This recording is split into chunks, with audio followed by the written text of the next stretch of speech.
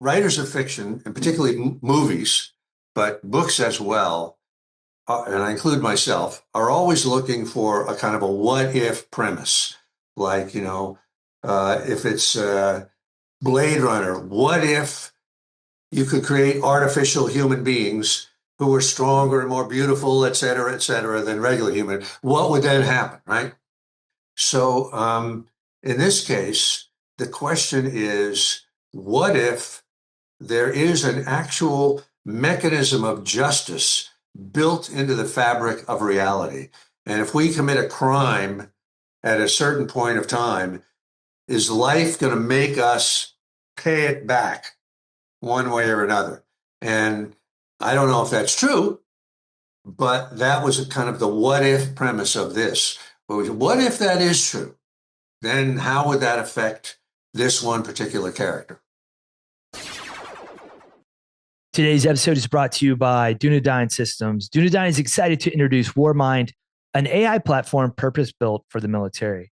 Warmind supports operational product generation, massively accelerating planning, operations knowledge management, and intel workflows. What makes Warmind different is it actually connects to your unit's data and learns how your specific warfighting function operates. It's not some generic chatbot. It's a full agentic system built by warfighters for warfighters. Warmind understands, learns, and helps you iterate on your SOPs, your planning processes, your IMTO, your operational doctrine, and more. Units across SOCOM, the broader DoD, are already using it, already cutting workflows that used to take days down to minutes. Now, the beta is free for a limited time for .mil and .edu users. So head over to dunedinsystems.com. That's DUNEDAIN systems.com and just hit try for free. Today's episode sponsor is Aditon, creators of Aditon Operations Kit, the military's go-to software for personnel and equipment accountability. AOK goes where you do, any network, anytime, any place. I got to know Aditon's co-founders, James and JJ, several years ago. They are former Army NCOs who have years of experience in the tech industry. They understand that most military jobs aren't performed behind a computer desk. Personnel and operations are distributed, but accountability of property is paramount to making mission. That's where Logi, AOK's equipment management software, comes into play. Formerly known as 92X, Logi is a next generation of equipment management for the military. Logi offers unrivaled features for military teams on the go. Ingest and digitize your primary and sub-hand receipts. Generate and share sub-hand receipts and DA forms with your team in just a few clicks. Capture photos, tags, and notes across your team to build context on the state of equipment. Get easy on-the-go access to critical property records. Logi is custom built for the modern military professional. It gives you your valuable time back so you can get back to the mission at hand at home or in the field. Whether you're doing monthly inventories or preparing for deployment, Logi is your pocket property book, giving you real-time visibility into equipment status and mission readiness. Logi is currently in use across the U.S. Army Special Forces, and it's expanding. For a limited time, listeners of the From the Green Notebook podcast can try out Logi for free. Visit aditonbbc.com/FTGN-Logi to get started. That's ADYTONPBC.com/FTGN-LOGE.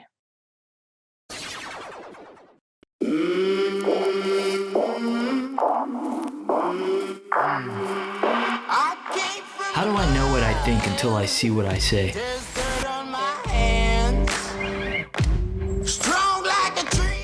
The Green Notebook, carried by military leaders around the world. Within those pages are sweat, tears, triumphs, and the hard-won lessons of life. Lessons worth sharing. Each week, the team dives into the notebooks of military leaders, business professionals, authors, athletes and coaches, and entertainers to share lessons and help you lead with the best version of yourself. Welcome to another episode of From the Green Notebook. I'm your host, Joe Byerly, and today we're diving into the Green Notebook of Stephen Pressfield, best-selling author of Gates of Fire, The War of Art, Turning Pro, A Man at Arms, and his latest novel, The Arcadian. Steve has been on the show before, and every time we talk, I walk away thinking differently about writing, resistance, professionalism, and the deeper battles we all fight. And today we're talking about Steve's newest book, The Arcadian, a story of Telamon, a soldier cursed to live lifetime after lifetime as a man of war, searching for a way off the wheel of violence and towards some form of redemption. And what makes this story so powerful is that it's not just about an ancient soldier or a mercenary or man trying to escape a curse. Really, it's about all of us. It's about the burden we carry, the battles we keep fighting, and the hope that maybe we can become something more than the roles we have played for so long. In this conversation, Steve and I talk about the quote he carried around for more than 40 years before it finally became the seed for this book. We talk about why soldiers, veterans, and anyone who's lived a life of service may feel drawn to stories of exile, war, and redemption. We also talk about how Steve kept writing after losing his home in the California fires and why the work itself became a refuge for him during one of the most difficult seasons of his life. And then finally, we get into the craft of fiction itself, why Westerns work, why animals often carry something divine in stories, why the question of what if sits at the heart of so much creative work, and why, even after decades of writing, Steve still sees the page as a place where he has to show up each and every day. And what I love about this conversation is that it moves between the practical and the spiritual. We talk about writing, about war, about ego, and about redemption. And it's about what happens when the thing you do becomes more than a job or a craft, but a way of keeping your head on straight and your soul moving forward. Also, make sure you listen for more information about the signed copies of the Arcadian and Man at Arms that we're going to be giving away all summer. All you have to do is sign up for my monthly reading list email, and you'll be entered for a chance to win. So grab your green notebooks and please welcome back to the show, Stephen Pressfield. Joe, it's great to be here. We've been missing each other for a little while. This is great. I'm excited. Again, I told you I just finished the Arcadian a couple weeks ago, and Gates of Fire is really high up there on my favorite books of all time pedestal, and this came in a close second. Oh, wow. Thanks. That's great, Joe. Thank you. Well, I'm curious, while you were writing this, you had a lot of life stuff happening. You lost your home in a fire. And I think it's interesting without trying to connect it too closely. You're writing about this character who's exiled from the promised land. And then all of a sudden you find yourself being exiled from a home that you've lived at for quite a while. 30 years. Yeah. Yeah. Did any of that, did that connection come across at all while you were working on this project? Mainly the opposite way, Joe. It was where it was like continuing to work on it really kept my head together after the overthrow of losing your home. Yeah. So, but no, I don't think it was like karmically duplicating anything because 13,000 other people lost their homes in the same thing. So. Yeah, I understand that. So you felt like your writing then was kind of a refuge for you during this? Whereas, definitely. I know a lot of people, bad things happen in life, and they feel like they have to fight to get back into the thing that they were doing. But in this instance, the thing that you were doing kind of saved you in a way. Yeah, definitely. I feel like, you've read things about like Kobe Bryant found a refuge on the basketball court, and all kinds of other crazy stuff was happening in his life. And I'm sure athletes say that all the time, and definitely that was it for me, to be able to have, recreate a little office and get back to work, Yeah. And I know, for years, you've been talking about this for years. You've been writing about, turning pro, being a professional, fighting resistance. And I feel like this is like the ultimate form of resistance that was like standing in the way of you completing this project. I guess, has that shaped your views on any of it, or is it just solidified like this is what you have to do to beat resistance? It solidified it, because you sometimes wonder if you're talking yourself into something in your own philosophy, and then when you have a kind of an acid test, it really proved that to me that sitting down in front of this thing was a panacea for me. Kept my head on straight. That's amazing. Well, let's talk about this thing. But as we start talking about the Arcadian, one of the things I've heard you say is there's a quote from oh man, I'm gonna mess it up. Empedocles. Empedocles, yeah. I had it right before I hit record button and then I lost it. And you've been carrying around for 40 years. Do you happen to have that quote in front of you? I've got it right here. I can read it and then we can go from there. Well, let's see. Let me get it because it's right in the front of the book. Okay. So just for context of what you just said, Joe, this was a quote that I stumbled on about 40 years ago. And I kept it that whole time because I knew there was a book in there somewhere. There was an idea in there somewhere, but I couldn't figure out what it would be. And I just hung on to this quote, waiting for the day when something kind of came together for that. And what did come together was this character of the Arcadian with this quote. But what do you want to reframe what we were? No, I'll read it because I think it's so powerful, and then we'll go from there. But there's a law of stern necessity. The immemorial ordinance of the gods may fast forever, bravely sworn and sealed. Should any spirit born to enduring life be fouled with the sin of slaughter 3 times 10,000 years, that soul shall wander an outcast from felicity, condemned to mortal being, and in diverse shapes with interchange of hardship to go his ways. The heavens force him headlong to the sea, and vomited from the sea, dry land receives him, but flings him unwanted to the burning sun. From there to the heavenly vortex, backward thrown, he makes from host to host by the abhorred. And I love that. There's in my community, in the Army and the Cavalry, we have a poem that we read called Fiddler's Green. And I don't know if you've ever heard of this, but essentially, tell me about it, Joe. There's a saloon that's on this grassland that's halfway between here and heaven, or between heaven and hell. And the cavalrymen, they ride by on this horse and they stop there. And so they end up having a drink and at Fiddler's Green, and they see all the cavalrymen who've ever served and the ones that they've served with. They're all reunited at this one place.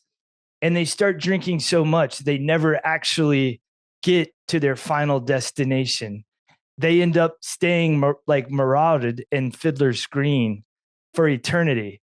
And so I think it goes, and I found out that that idea is from an old sailor lore from back in the day too, that sailors will never get to the promised land. They'll always be stuck at sea.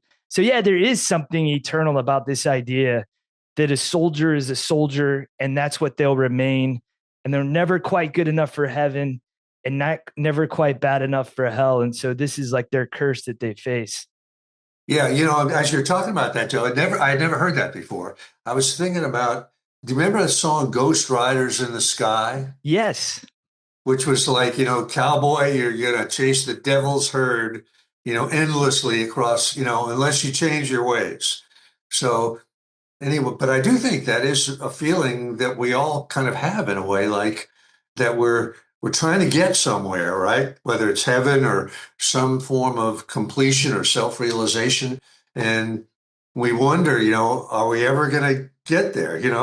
Is it one step forward or 2 steps back or something? So anyway, the reason for that quote for me, for the book, was I thought this is a great premise for a sort of a Highlander kind of story of a soldier who's kind of cursed for, the crime of slaughter, which in his case could be legitimate. A soldier's job is to fight, right? Defend the country, and have to live lifetime after lifetime, always as a soldier.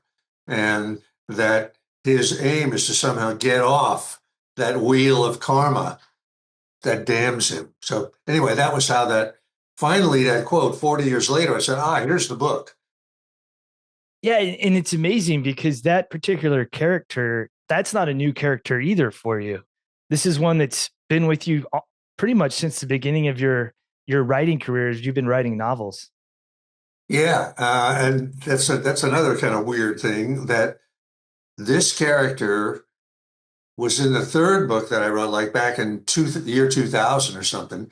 And he just sort of appeared on the page. I wasn't even trying to make this. He was a minor character. Then I brought him back a couple of years later, the same character, unchanged, unaged, but 100 years later. And I never thought too much about that. I just said, okay, here he is. And then I began to think, I got to write an entire book about this guy. He's earned his own book. So that was a book about 5 years ago called A Man at Arms.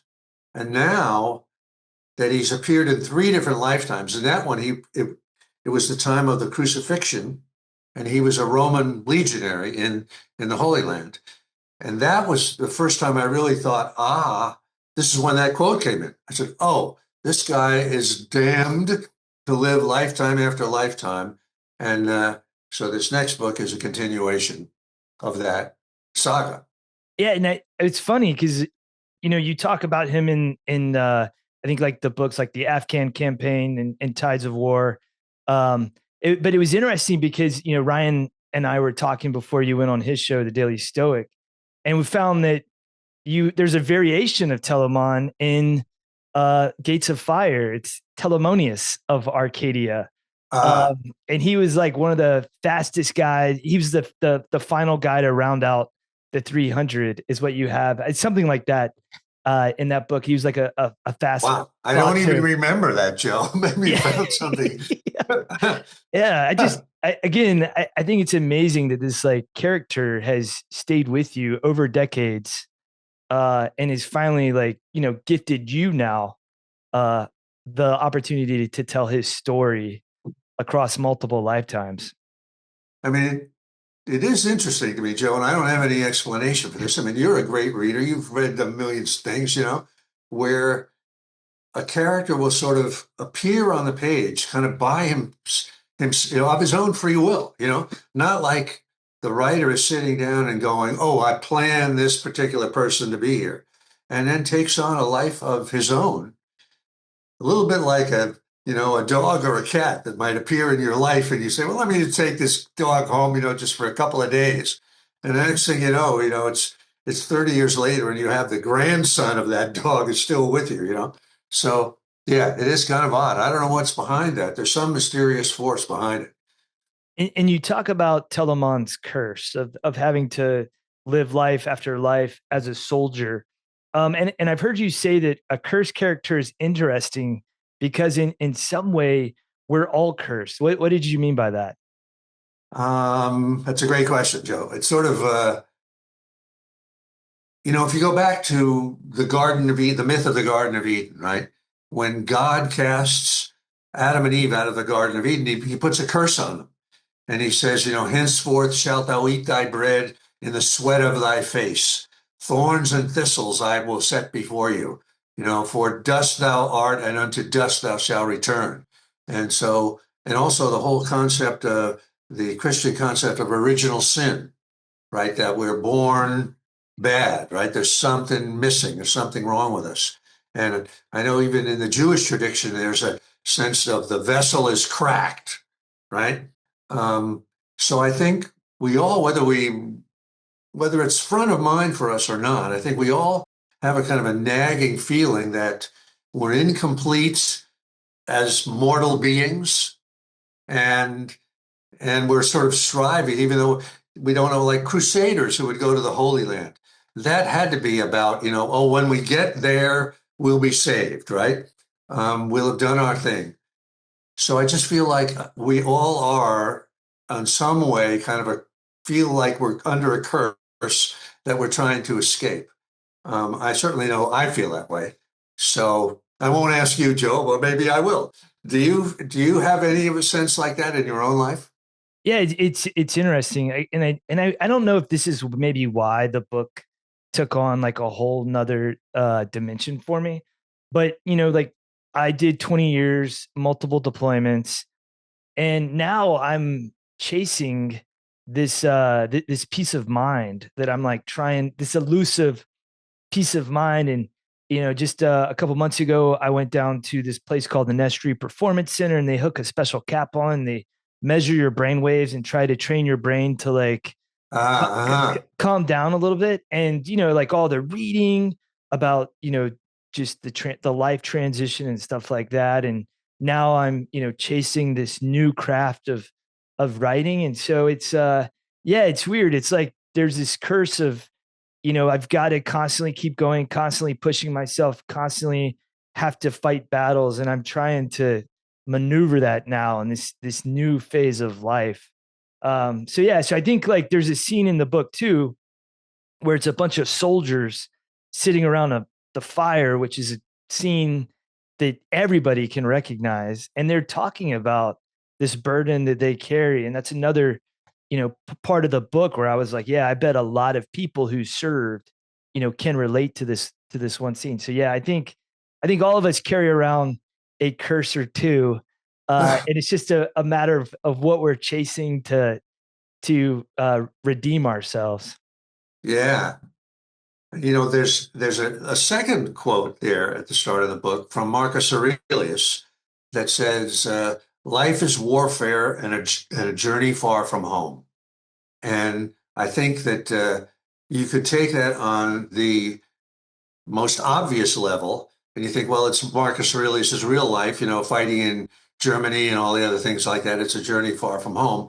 But if you take it on a more spiritual level, the journey far from home, if you ask me, is a journey from that place that we were in before we were born and that we will go to, we hope, after we die, which is our real home, our kind of spiritual home.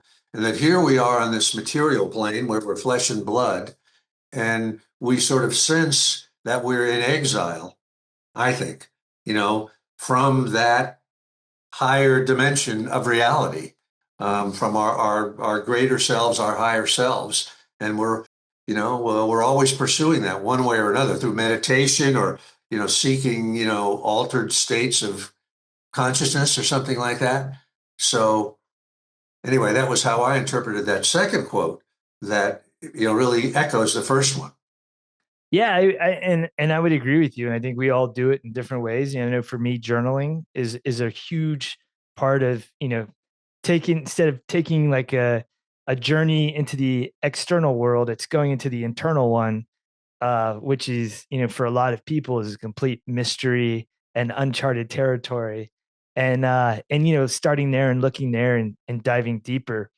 Let me interrupt you for a second, Joe. Let me ask you, because I don't do journaling, but I've always heard a lot of people that I respect do it. Tell me about that. What is it all about? What are you trying to accomplish, and what is it? I think what it is for me is it's taking a step back. Like in the middle of the day, there's tons of emotions, like in the heat of the moment with things.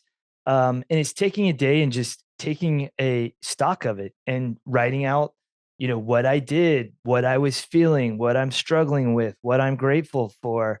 It's kind of like capturing the day so it's not lost.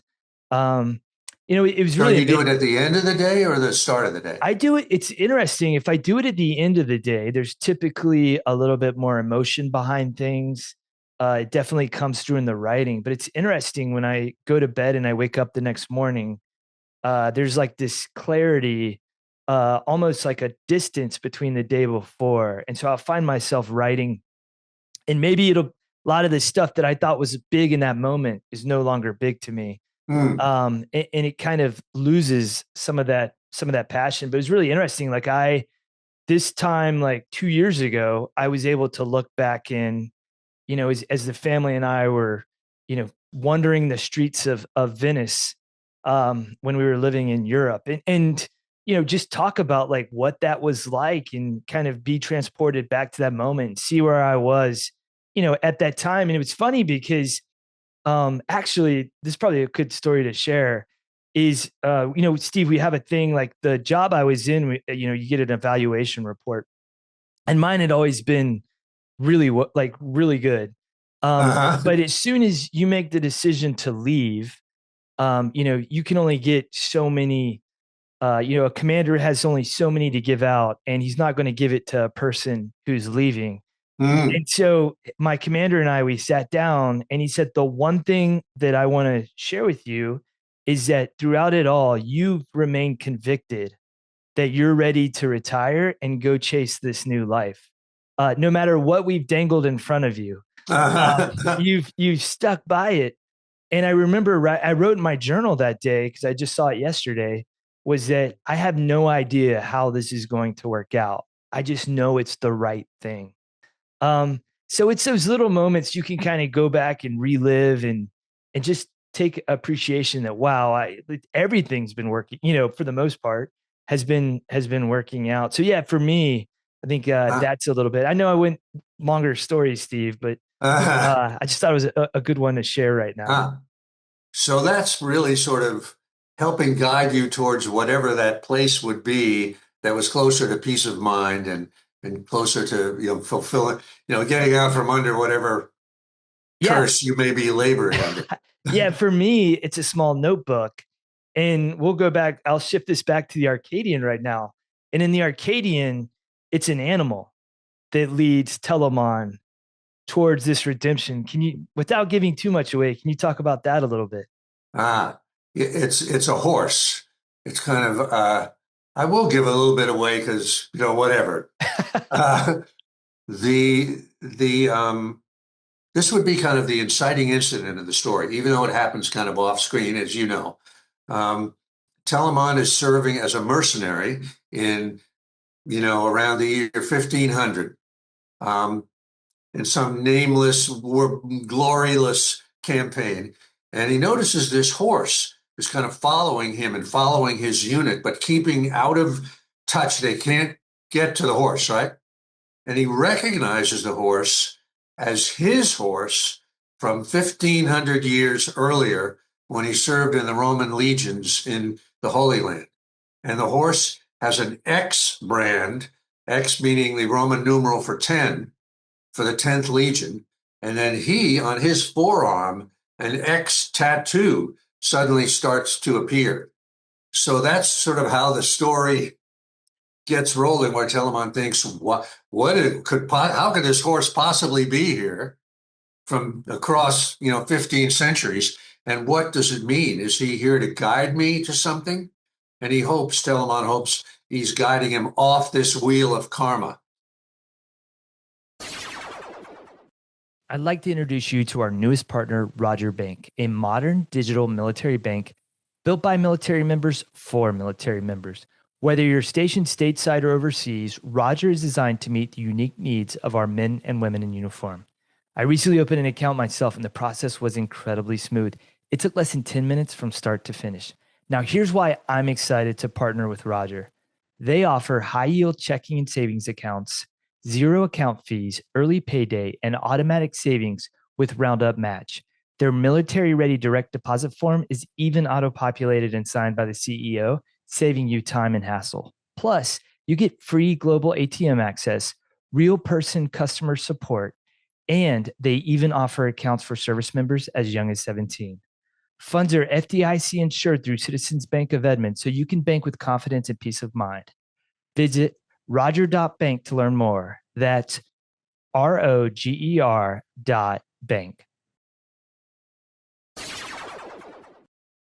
Yeah, and you mentioned hope. And so this in the book, the horse represents hope for Telamon, and he leads him to where this story gets going again. Do you often find that hope shows up in some unexpected form in your life or in our lives I, in general? I do, and it's usually like you were saying about your career, where you didn't know why it was going to be the good thing, but you just knew it was. And I'm usually a pretty optimistic person, and I always sort of feel like whatever's going to come down the pike, if I have a glimmer of it, is going to be something good. But let me say one other sidebar thing here. I have a principle that I apply in any writing that I do, one of many principles, and it says the child. This is of characters in a book. The child carries the divine, and when I say child, I also include animals. The animal carries the divine, and I think if you look at almost any story that you can think of, any book, a movie, or something like that, where there's an animal, whether it's Moby Dick or the tiger in The Life of Pi, or the yearling, that animal almost always carries some element of the divine, something beyond mortal. And I very much felt that way about this horse, that he is kind of, a magic horse that can do magical things. And and somehow and you can tell me if this is true for you as a reader, when we read something like that, we get it right away. It's not like we say, "Oh, this is bullshit." This cat, this dog, this deer, whatever. We get it that there's something of God energy coming in this animal. Yeah, and I again, it goes back to, I think I texted you like the second I finished it, but I felt like, this book hits you at like a subconscious level. It's like the things that you believe, like it hits you in an area of beliefs and spirituality. And so, yeah, at no point was I like, that would never happen. I was pulled into the story, and it was like hitting me on such a deep level. That yeah, there was none that never even crossed my mind. Ah, So the story itself too, you talked about it's based on the Western. What does a Western allow you to do, from a standpoint of writing that you can't do with some of the other genres? ah. Um, the genre of a Western is a really interesting genre, I think, um, in that every genre, as has conventions, right? There are things that you must have in any particular genre. And in a Western, one of the things is the hero is a man of violence. It's a gunslinger. It's like if it's even in the Road Warrior or Mad Max, which wasn't technically a Western, but it was a Western, right? The hero is a man of violence, and it usually takes place in a landscape beyond the law, wherever that may be, right? Post-apocalyptic Australia or the Sinai Desert or the American West or whatever.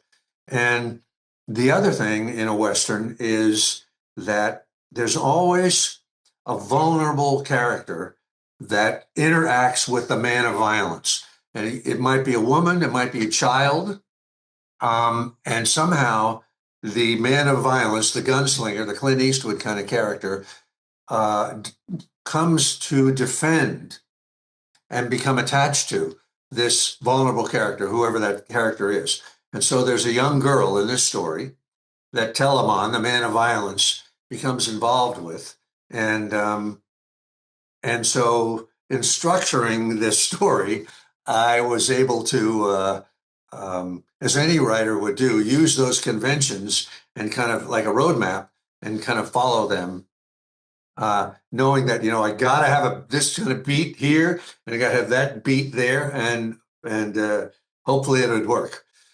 And then the story takes place in Spain. And what's crazy is I remember it may have been 23 when you and Diana took a road Yeah. trip through Spain, and I was out playing Army in the Woods.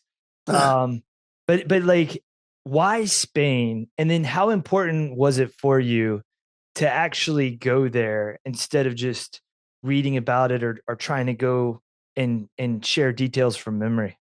Ah, it's it's always important, I think, to go to the place that you're writing about. Just because every place has a kind of an intangible feel to it, right? Spain is different from Italy, is different from Africa, is different from America, right?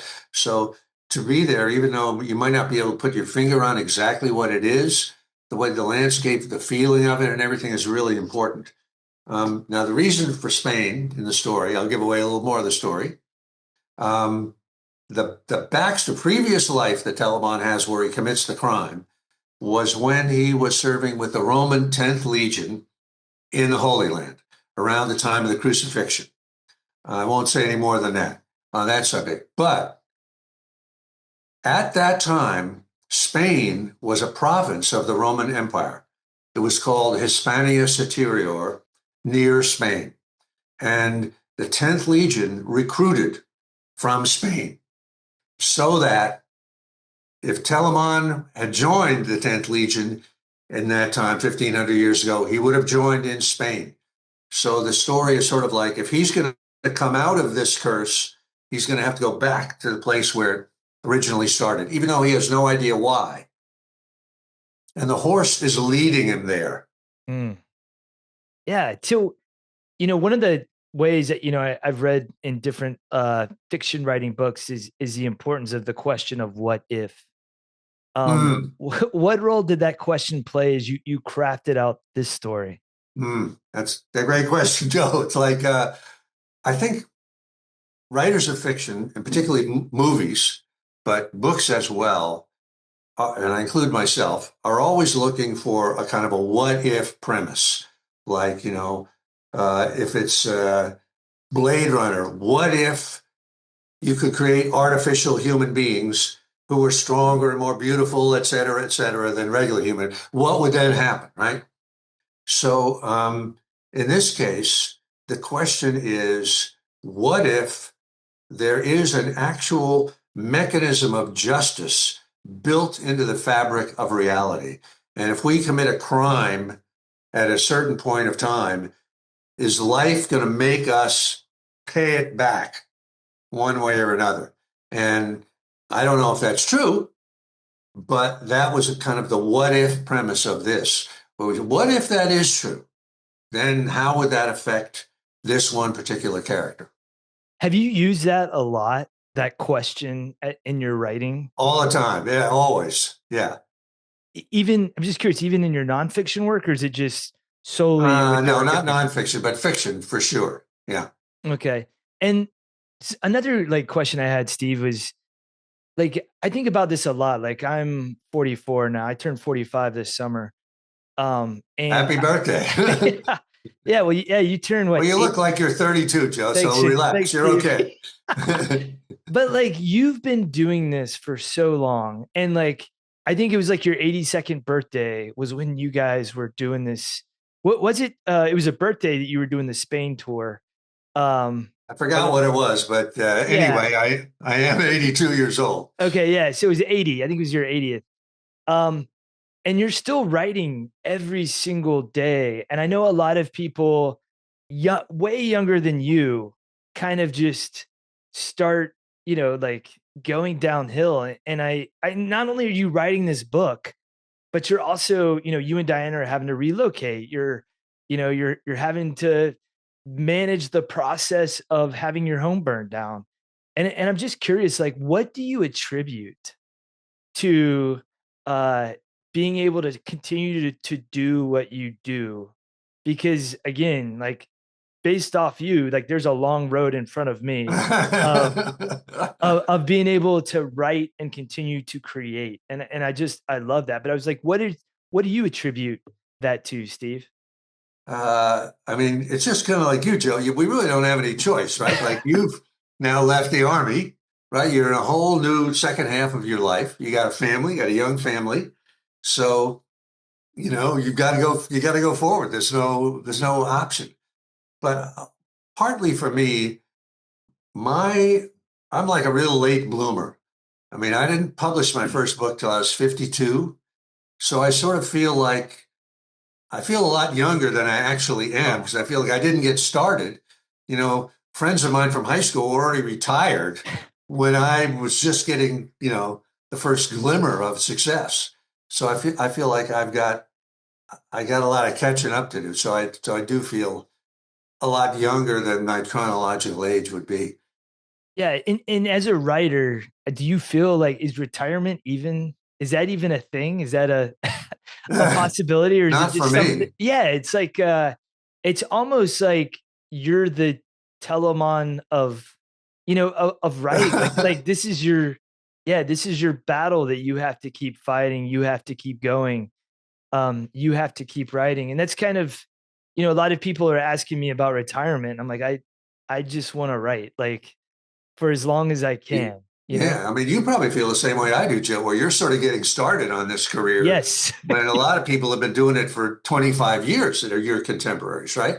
Yeah. So, in a way, that bodes really well for you because you'll be, you know, 25 years from now, you'll feel like they do right now. Um, Yeah. but for me, it's my sort of reason for getting up in the morning, and it's what really it really feeds me. So it isn't like it's any kind of a chore.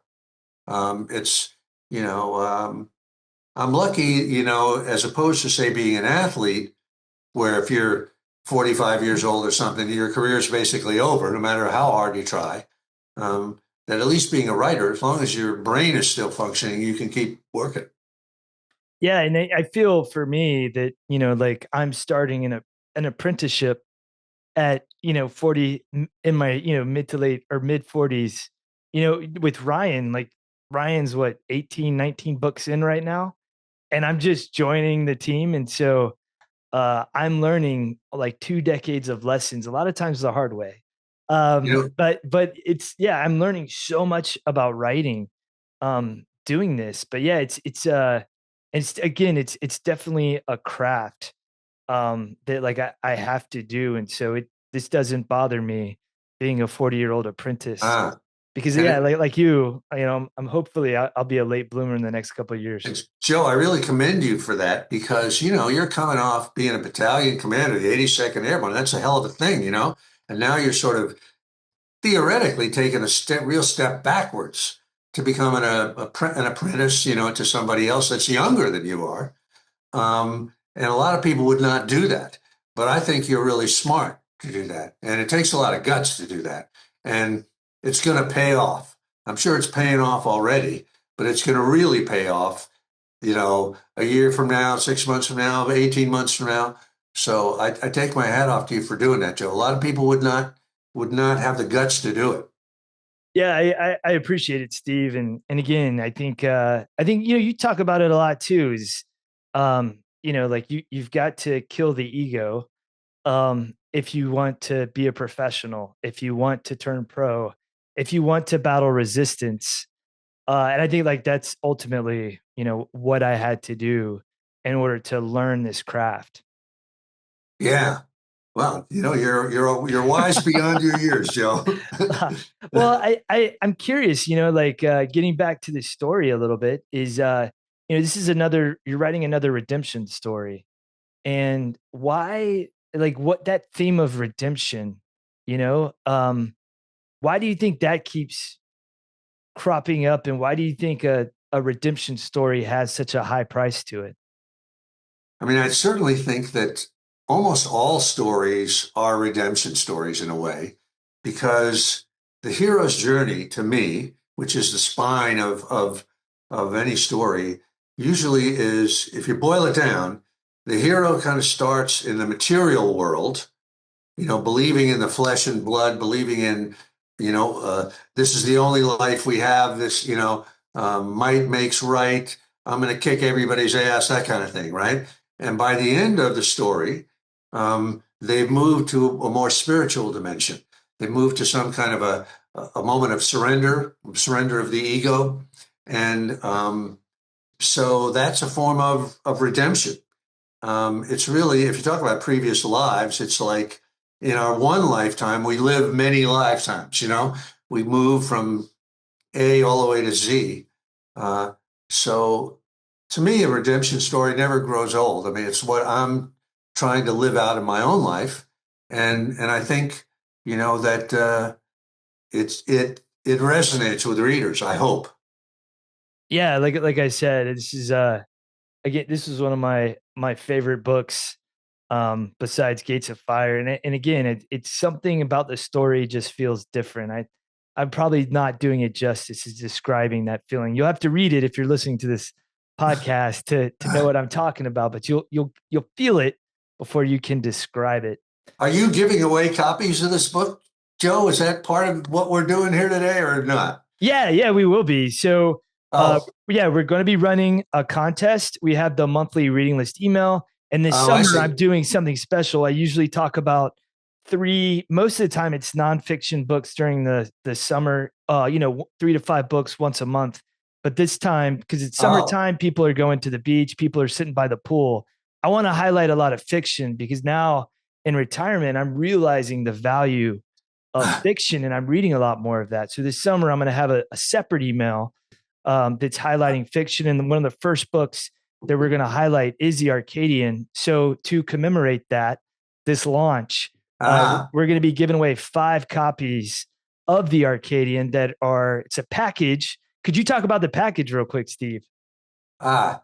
This is a little something we learned from Jack Carr. Diana and I learned from Jack Carr, the thriller writer, is, he is famous for sending out these really dramatic packages where you get the book, you also get, you practically get a gun along with the, you get all kinds of stuff, And so we just put together a little package, Diana and I, since the Arcadian is a follow-up to an earlier book, A Man at Arms. We put the two books together, and then we have a few little goodies in there that you have, and I signed them so that it's a little bit more than just getting the book. Steve, thanks for donating those, and we'll be giving those out over the month of June. So I'm really excited about that. Great, thanks for doing that, Joe. It's a marketing ploy, but it's fun too. It works. Well, I want to ask Steve. Telemon's been with you for a long time now. He's finally asked you to write his story over multiple lifetimes. Has he taught you anything in the course of this project? Yeah, but I don't know if I think I told you this, Joe. I just finished another Telamon book. Did I tell you that? You told me you were finishing it. I didn't realize you were finished with it though. Yeah, I just finished it, which is sort of I'll give you like a 30-second thing about it. It's set so far in the past that it's the era where the continents shifted. And in my characterization of that time in the past, it was an era when there were great civilizations that had access to the occult powers that we haven't even dreamed of today. And these civilizations have all vanished, completely, lost. And so it's kind of the young Telamon is in this world, and he's defending and protecting a great master who's trying to flee from some bad guys. So that's, sort of a prequel, the young Telamon. Anyway, just the concept, to answer your question, of that redemption arc, that he starts like a Clint Eastwood gunslinger, a man of violence. And by the end of the story, his eyes are at least opened a little bit to higher dimensions of the self. That's amazing. Well, Steve, I appreciate your friendship over the years. I've learned so much from you. Likewise, Joe. It's great being friends with you and your family. Yeah. And I hope readers will pick up a copy. And again, this story hit them a little bit differently than, just picking up a random work of fiction in the airport. Especially those of us who served, is kind of reading and reflecting on that service and then looking at like, what's the thing that we're chasing now, especially for those that have walked away from the uniform. So again, Steve, this was a great time today. And I just appreciate everything, man. Hey, same way, Joe. Thanks very much for having me on the show. And, it's great to see you, great to hang out with you again. I hope we see you again in person before too long. We will. My best to Amanda and Sloan and Brady. Awesome, great family. Steve. Thank you so much. And same to Diana. All right. See you, Joe. Thank you again for listening to another episode of From the Green Notebook podcast. If you enjoyed the show, please give us 5 stars wherever you listen to podcasts. It helps us gain visibility and the opportunity to help more people on their leadership journey. Also, make sure you check out our website at www.fromthegreennotebook.com. There, you can listen to past episodes, read leadership articles written by military leaders from around the world. You can sign up for our monthly reading list email where you can learn about new books that are coming out, and our Sunday reflection email that comes out every Sunday morning. Is really short. It's a 2-minute read, but I guarantee you it's going to start your week off on the right foot. Finally, make sure you follow us on Twitter at FTGN Notebook, and you can find us on Instagram and Facebook by searching for From the Green Notebook. Again, thank you so much for coming on this journey with us. I am humbled by the opportunity to learn these lessons alongside you. So please join us next week for another episode of From the Green Notebook, where we're going to help you lead with the best version of yourself. I came from the mud.